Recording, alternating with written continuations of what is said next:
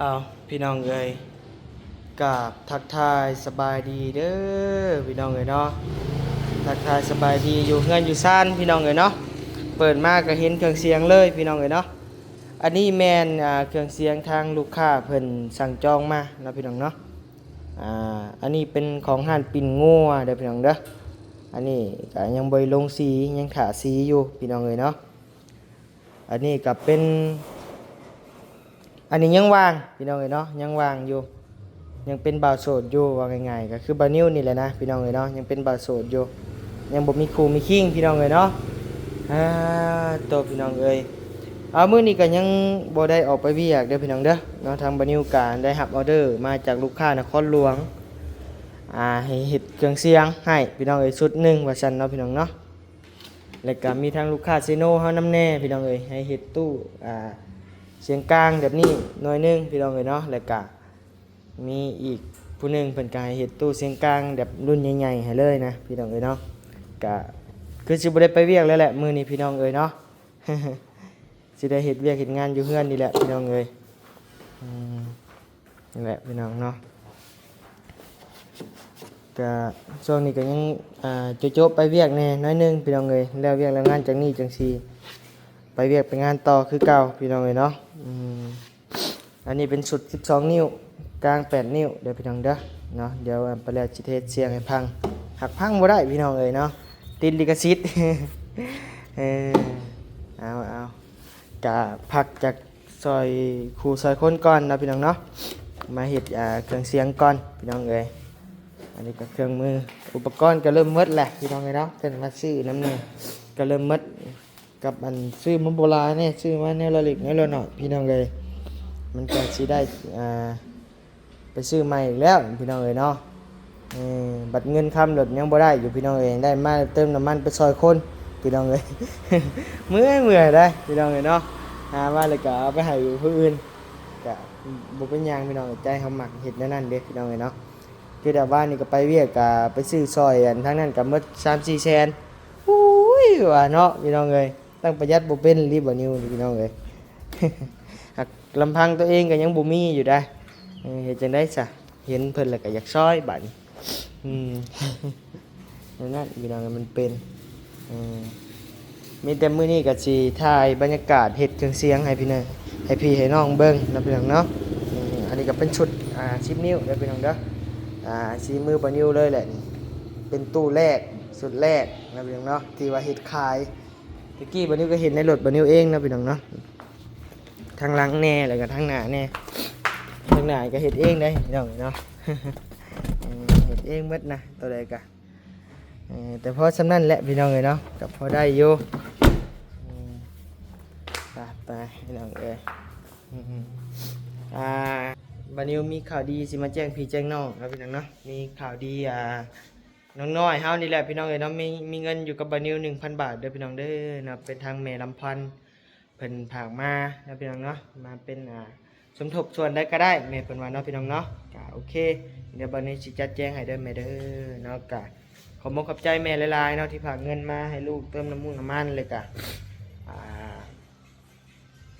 มัดขวัญรถนะพี่น้องเนาะก็ขอบอกขอบใจทางแม่เด้อเนาะขอให้แม่อยู่ดีไม่แห้งสุขภาพเข้มแข็งอยู่เป็นโฮมโพมใจลูกให้หลานตลอดไปเด้อแม่เด้อเนาะพี่น้องเอ้ยมีแต่รอติดตามเบิ่งติดตามชมไปนำกันพี่น้องเอ้ยเนาะอาชีพใหม่บ่นิวเด้อพี่น้องเด้ออาชีพใหม่เครื่องเสียง สิเกิดหรือสิล่วงพี่น้องเอ้ยเนาะก็ณตอนนี้ก็คือว่าโอเคดีอยู่พี่น้องเอ้ยเนาะเพิ่นก็ให้ความสนใจมาหลายอยู่เพราะว่ามันปีใหม่เด้พี่น้องเอ้ยเนาะมันก็เลยว่าให้ความสนใจมาพี่น้องเอ้ยเนาะ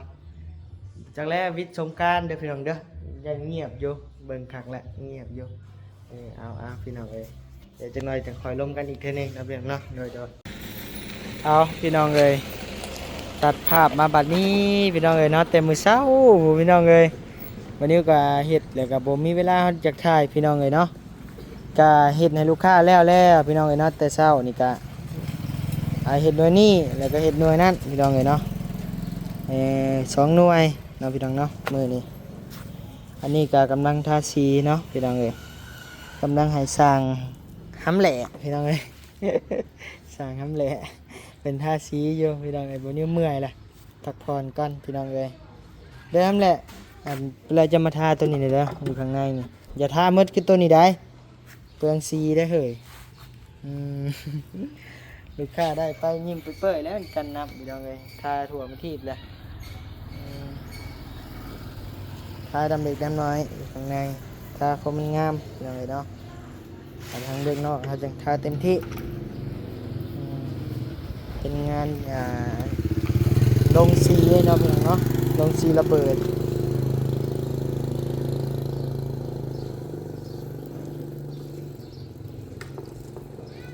เป็นงานลงสีโบแมนหุ่มหนังหุ่มหนังนี่ยามสงกรานต์มันสิบกันน้ำพี่น้องเลยเนาะเพราะว่าช่วงนี้เป็นช่วงสงกรานต์นะเป็นเชียร์ตู้ขึ้นรถแห่บาดนี้พี่น้องเลยผมก็เลยเอาแบบโหมดสไตล์กันน้ำเลยนะพี่น้องเนาะกันกับกันบ่ได้ร้อยดอกพี่น้องเลยเนาะกันพอแต่ว่าเปิดสายมาใส่มันโบเปียกเขาง่ายแหละพี่น้องเลยเอาร้อยเด้อสั่งทำแหล่เด้อเอางานร้อยได้บ่เอางาน90ได้นี่อันนี้ก็แห้งแล้วเรียบร้อยพี่น้องเลยเนาะแห้งอันนี้อย่าลืมเด้อตัวนี้เด้อนี่เด้อเบิ้งพี่น้องวันนี้10 คนสีให้เบิ้งก่อนใส่เลยสีขาวดิปึ๊บอันนี้มันเห็ดหนาเป็นสีขาวพี่น้องเลยปึ๊บปึ๊บ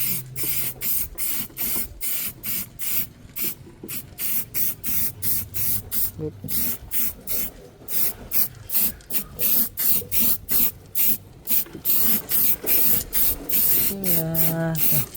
รีวิวหั่นและซะพี่น้องเลยเนาะว่าง่ายก็ได้รีวิววิธีการเก็บตู้เลย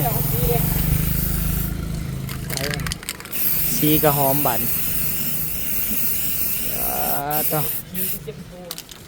เอาเลยคิวมาพี่น้องเอ้ยต่อเด้อพี่น้องเด้อเนาะต่อจากคลิปมื้อวานนี่พี่น้องเอ้ยคลิปมื้อชื่นพี่น้องเอ้ยเนาะต่อมาเป็นเวลา3 มื้อแล้วแหละพี่น้องเอ้ยกับมื้อนี้เป็นมื้อวันที่2เด้อพี่น้องเด้อเนาะเป็นมื้อวันที่2 เดือน4พี่น้องเอ้ยเนาะกระทั่งบัดนี้ก็บ่ได้ออกเวียกอีกแล้วพี่น้องเอ้ยเนาะมาเฮ็ดเวียกเฮ็ดงานให้ทางลูกค้าพี่น้องเอ้ยเนาะก็นี่แหละพี่น้องเอ้ยตู้หน่วยนี้ตั้งแต่มื้อนั้นก็ยังบ่ทันได้แล้วมื้อนี้ทันแล้วพี่น้องเอ้ยเนาะแล้วเรียบร้อยแล้วลงสีนั่นนี่งามออกต้องเลยพี่น้องเอ้ยบาดนี่พุ่นแต่ว่ามีลูกมีเจ้าของแล้วพี่น้องเอ้ยเนาะแต่หน่วยนี้ยังบ่มีเจ้าของเด้อพี่น้องเด้อทางวันนี้ก็ก่อนอื่นนั่นก็ขอกราบทักทายสบายดีเด้อพี่น้องเอ้ยเนาะทักทายสบายดีอยู่ห้านอยู่เฮือนพี่น้องเอ้ยเนาะกันนี่แหละซีมือบนิ้วกับบริงามโพดงามโพดอกพี่น้องเอ้ยพอได้นะพี่น้องเนาะพอได้มีรูปและมีลายพี่น้องเอ้ยอันนี้ก็เป็นของห่านปิ่นงัวพี่น้องเอ้ยอันนี้ก็เป็นเจ้าพวก power amp เพิ่นแต่ก็ยังบ่ได้แล้วอยู่เพราะว่าตัวนี้มันต้องเฮ็ดไม้ยังแต่ว่าไม้บ่นิ้วสั่งไม้ยังมาบ่ฮอดพี่น้องเอ้ยเนาะเจ้าพวกปีไม้นั่นนี่มันยังมาบ่ฮอดหันหน้ามาทางนี้ก็เฮ็ดตู้คือเก่าพี่น้องเอ้ยเนาะกำลังเต็มลวดลายพี่น้องเอ้ยเนาะเต็มลวดลายแล้วก็เตรียมตัดพี่น้องเอ้ยตัดแล้วก็เต็มลวดลายแล้วก็สิส่งให้ลูกค้าเบิ่งก่อนแล้วก็สิตัดบัดนี้พี่น้องเอ้ยแนมลูกค้าเพิ่นตกลงจังใดก็จังเฮ็ดให้เพิ่นนะพี่น้องเนาะใช้อันและมาจับกล้องอ้ายเนี่ยพี่น้องเอ้ยเดี๋ยวเฮ็ดลวดลายเพิ่นก่อนพี่น้องเนาะนั่งลงตะกู้สบายดีแค่นึงเดี๋ยวพี่น้องเด้อกำลังแต้มลวดลายเพื่อนพี่น้องเลยมี FC หลายคนนะพี่น้องเนาะเพื่อนกาเม่นถามเขามานะพี่น้องเนาะซ้ายห่านบ่นิ้วพี่น้องเลยเนาะอยากเห็นสั่นเนาะอยากกะนี่แหละพี่น้องเลยห่านบ่นิ้วนะพี่น้องเนาะยังอยู่ยังบุกเป็นห่านถักบันไดพี่น้องเลยเนาะยังเป็นเชื่อในใดเครื่องยังบ่ทันลายพี่น้องเลยเนาะเครื่องยังไม่มี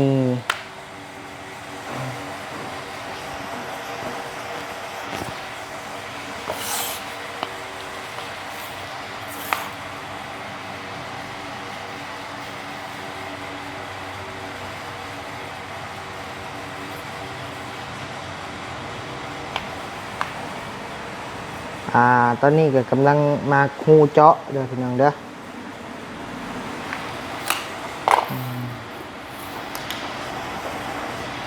มาคูที่จะเจาะพี่น้องไป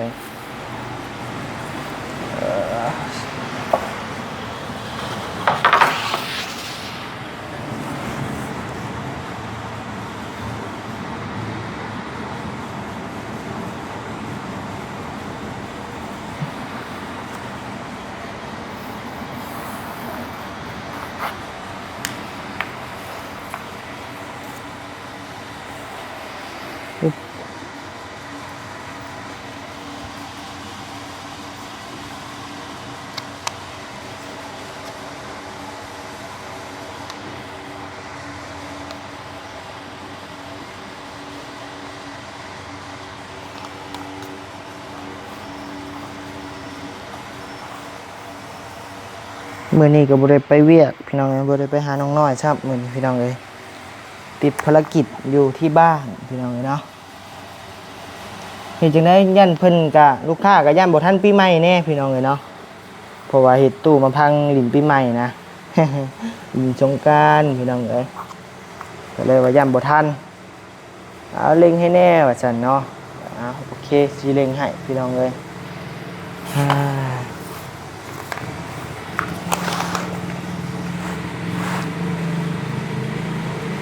จะเร่งมือให้นะลูกค้า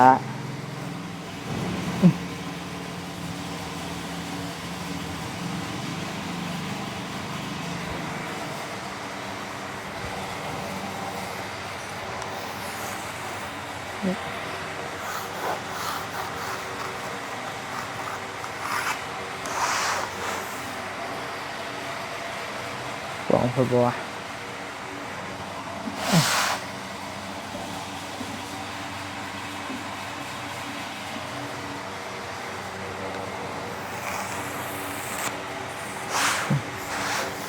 ประมาณนี้พี่น้องเลยเนาะ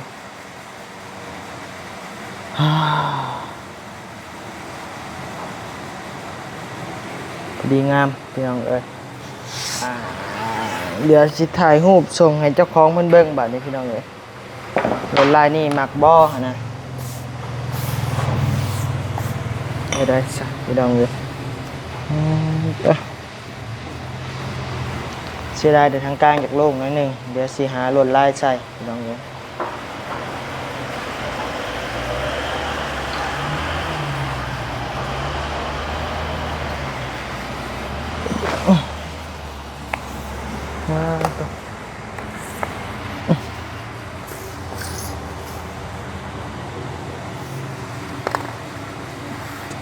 เห็ดหูพอดก่อนพี่น้องเอ้ยหูพอดรูพอดซอยอยู่ใส่ละบัดนี้ พี่น้องเอ้ยเมื่อยดิ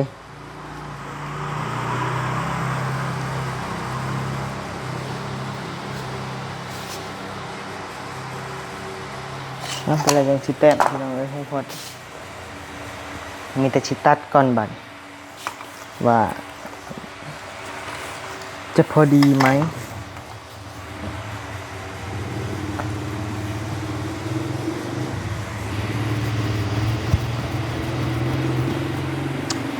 ปะเดี๋ยวโจ๊กก่อนนะพี่น้องเนาะเดี๋ยวบรรยุสิใส่เรื่อยย่ามันเสียงดังเลยยันมันสิว่าใส่ความรุนแรงพี่น้องเลยเนาะเดี๋ยวจะได้กันจังหวะกันอีกทีนึงนะพี่น้องเนาะโดยปะ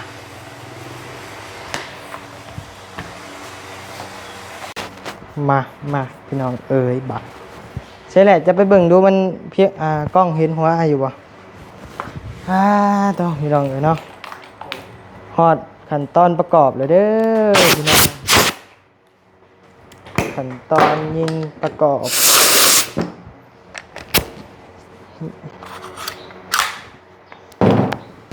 พี่น้องเลยมาแหละจะมาจับใส่ให้เนี่ยโอ้ก้าวมืดไปยักนี่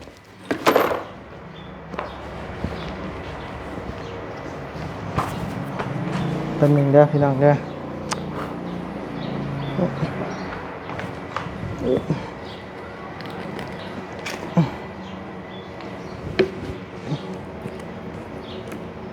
มื้อนี้เฮ็ด2คนกับเบาแหล่พี่น้องเอ้ยเรือว่าเบาหำแหล่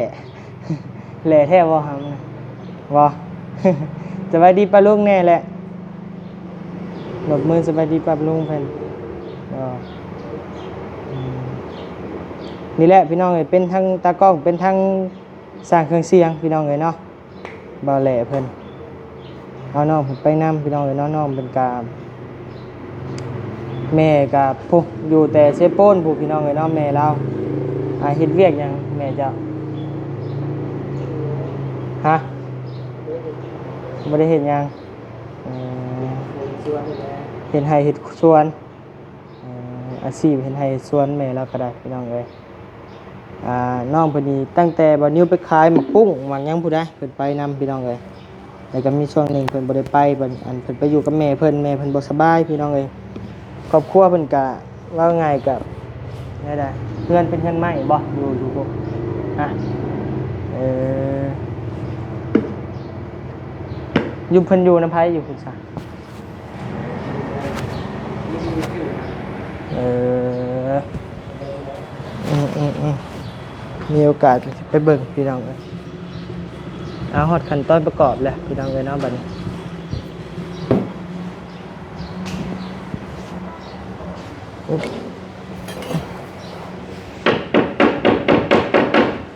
พี่น้องหลายคนก็อยากเบิ่งว่าซั่นพี่น้องเอ้ยกับทั้งแม่ฮักเพิ่นพี่น้องเอ้ยเนาะ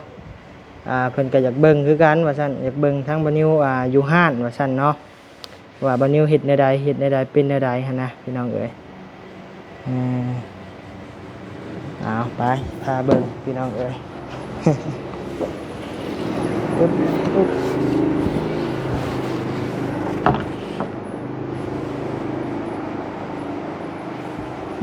ไม่ได้ขี่ได้เหรอวะ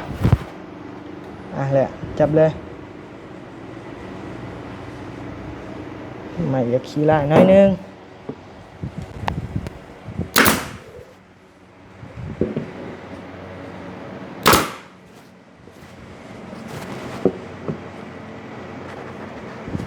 ใช้ขึ้นไปซึ่งแหละ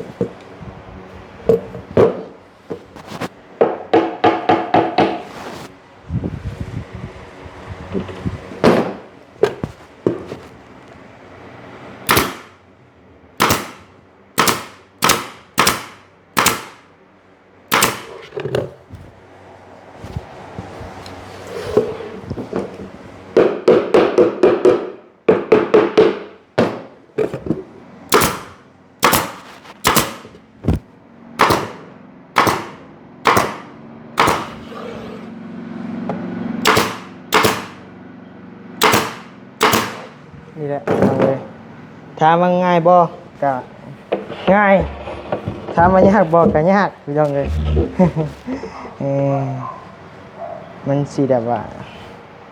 เนี่ยได้พี่น้องเอ้ยใช้เอาแผ่นนี่บ่วะแผ่นพุ่นบ่เอาแผ่นพุ่นไป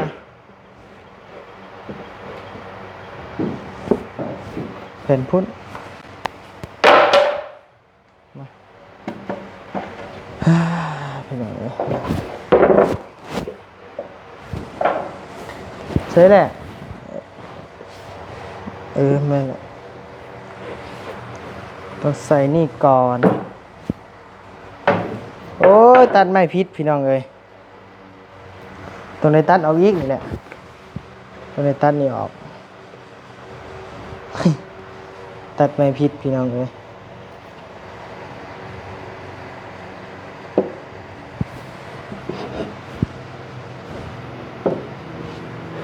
โอ้กระบอกพิษได้พี่น้องเอ้ยเนาะถึงแล้วนี่เป๊ะเว้ย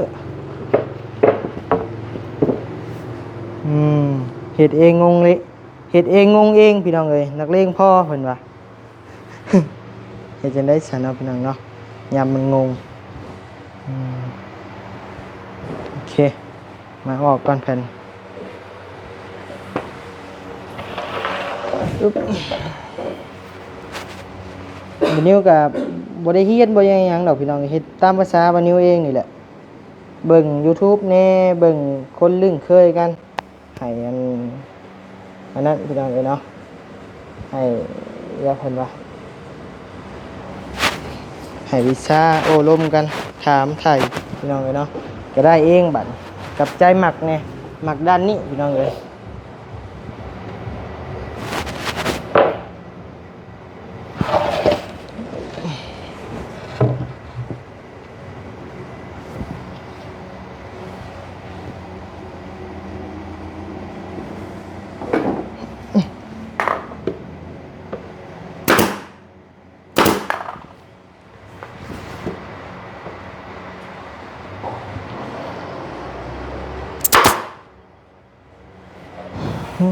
ต่อ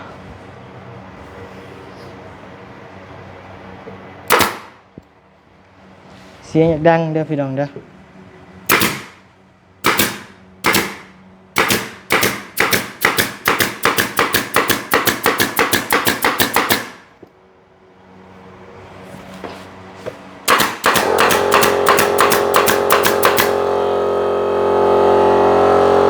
เสียงดังได้บัดนี้พี่น้องเลย เออมานี่แหละหน้าตามันน้องเอ้ย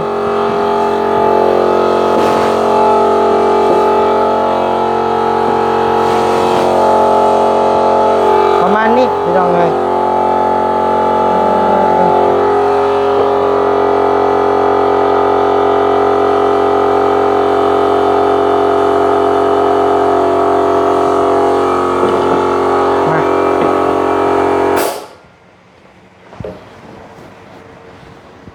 มา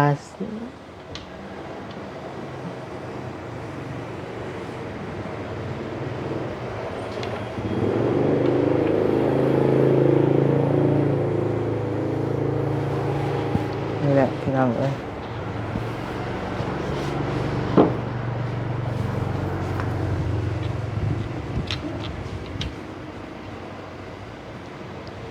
ทึบน้องน้อยกั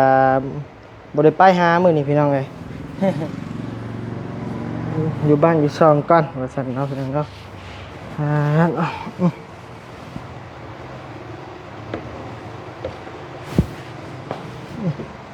เข้าเลยเดี๋ยวแป๊บนึงชึบ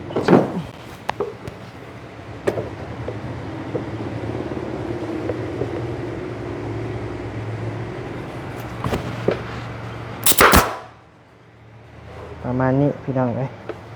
นั่นครับ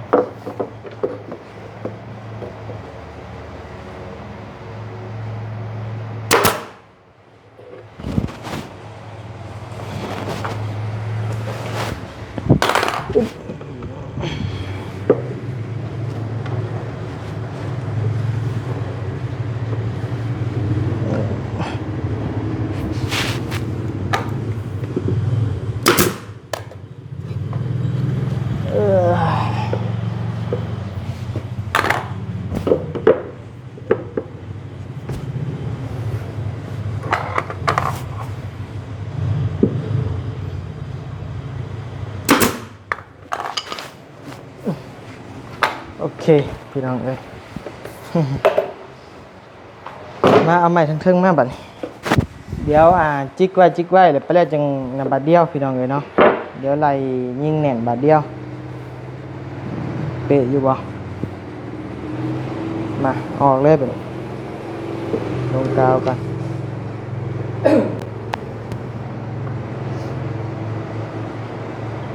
เห็นหัวอ้ายอยู่บ่กล้องน่ะ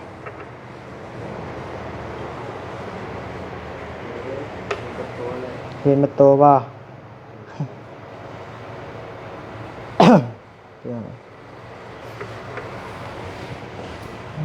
ต่อ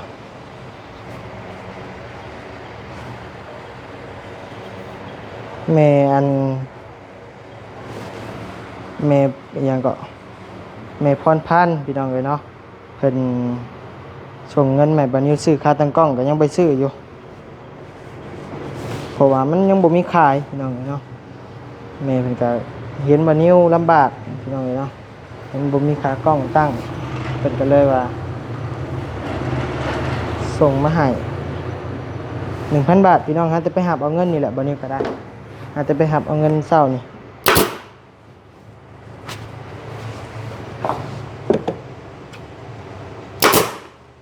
จังไดก็ทางบ้านนิวเนาะ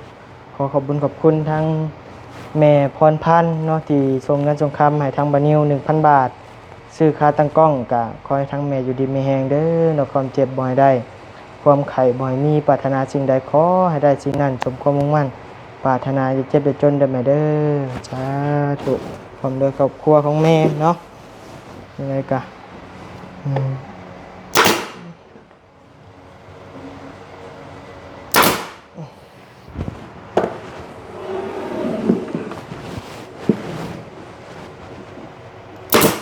ว้ายมีบทสิบซะแล้ว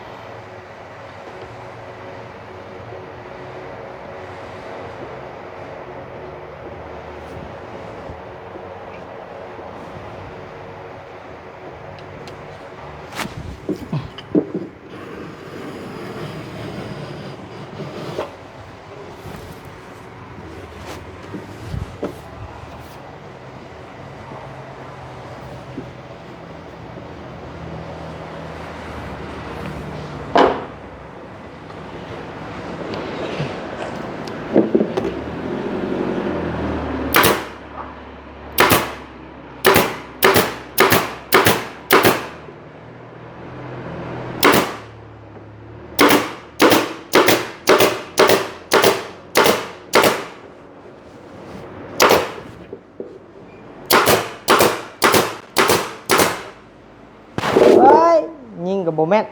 นั่งเลย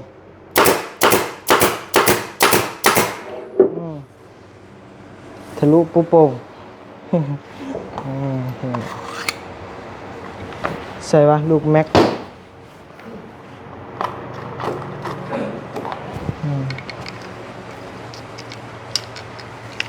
เอาช็อกโกแลตมากินนี่แหละ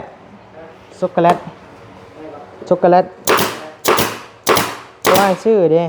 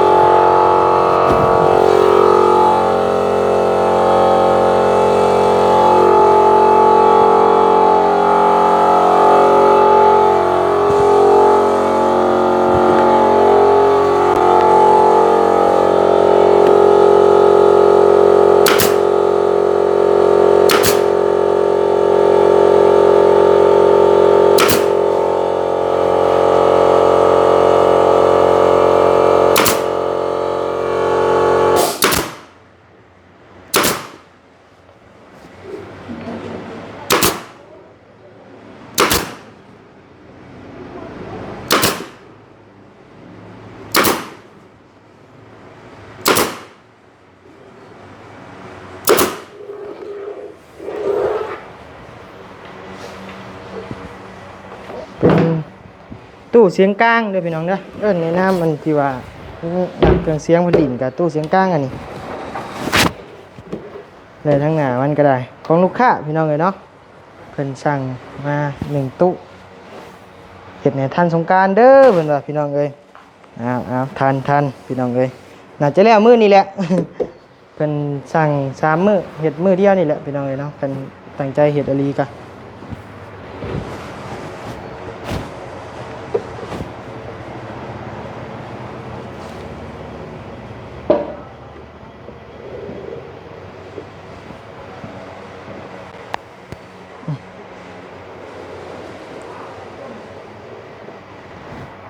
หากใช้เวลาไปกับเกือบมื้อผู้ใดพี่น้องเอ้ยเนาะมันก็ง่ายหากกำไรนี่น้อยพี่น้องเอ้ยเดี๋ยวเอาเบิ่งนี่มา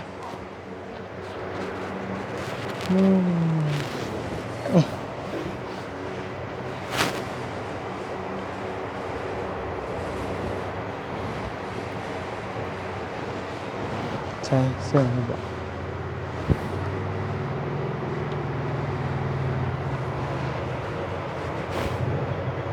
ไปแล้วเดี๋ยวสิจับดอก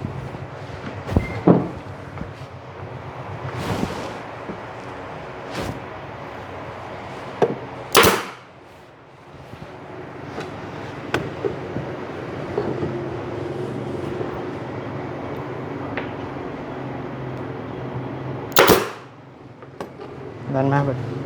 ดันมาดันมาอีก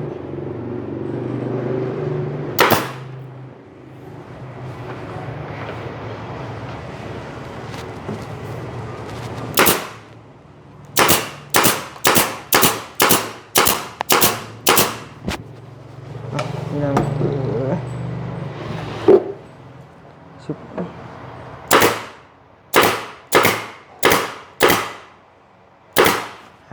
หาอาชีพเสริมพี่น้องเลยเนาะ เป็นจังไดมัน YouTube ก็คือฮู้แหละมันเริ่มสิบ่รอดแล้วพี่น้องเอ้ยกับเฮากะน้ำมูกน้ำมันเฮานี่แหละมันแต่ละมื้อแต่ละเว้นมันก็ขึ้นอยู่คุมื้ออ่ะพี่น้องเอ้ยน้ำมันก็ได้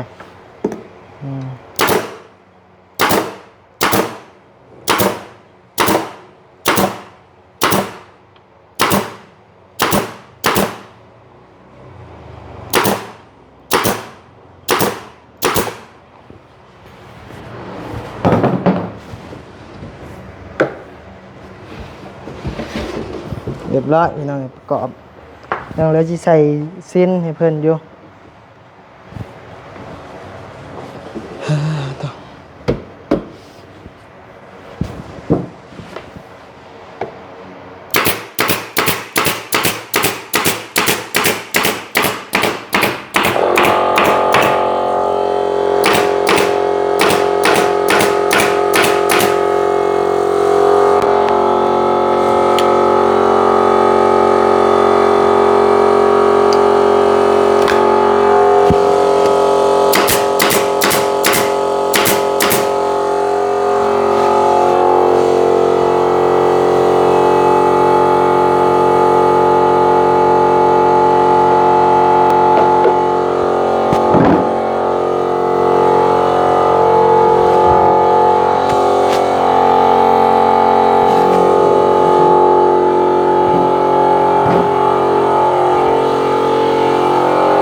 มาจับไหม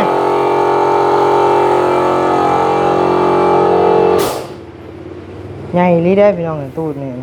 ใหญ่แห้ง ใหญ่แห้งซ้ำสิเต้นนะว่าเรื่องเต้นนี่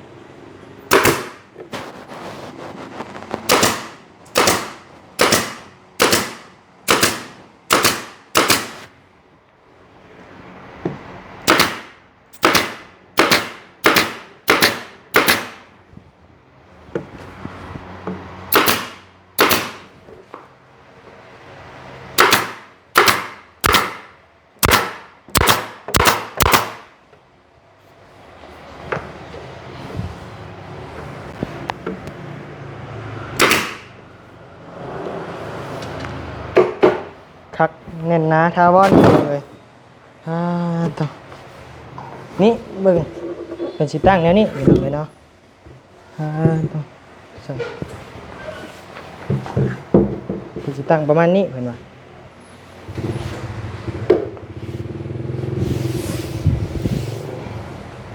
จึ๊บโอ้คักพี่น้องเลย ใช้ถ่ายรูปไอ้เนี่ยใช้นี่กดนี่ถ่ายรูปนี่พี่น้องเอ้ยสอนตากล้องใหม่ถ่ายรูปโอเค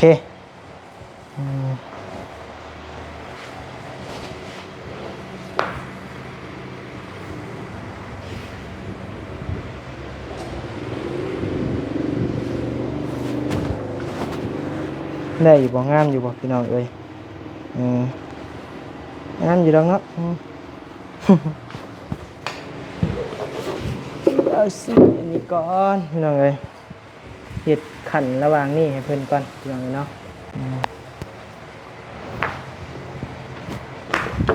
นี่ประมาณนี้สิเฮ็ดขันให้เพิ่น